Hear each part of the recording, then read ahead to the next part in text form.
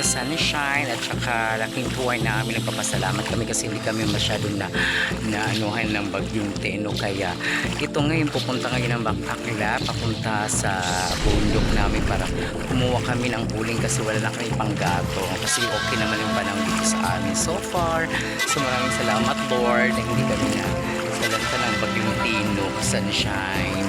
Yung dating gabi kasi wala kami na panggatong, kukuha naman yung bakakla ng uling sa bundok namin kasi itong kasama ko yung father ko nasa ano pa siya, sa Orihi.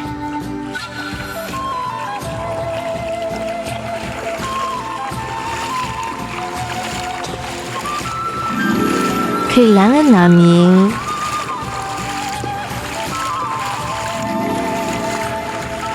siyurida ang sapang ito papunta sa aming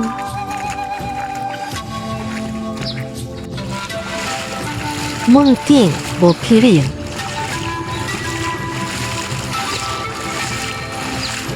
Na kahit malalaki ang bato,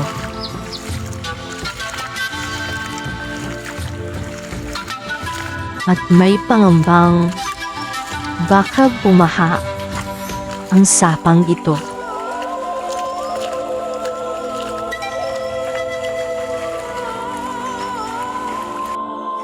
Pero tatahaking pa rin.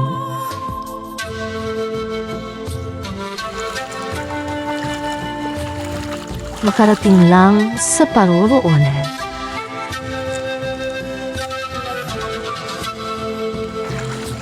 Na nakakatuwa pa rin.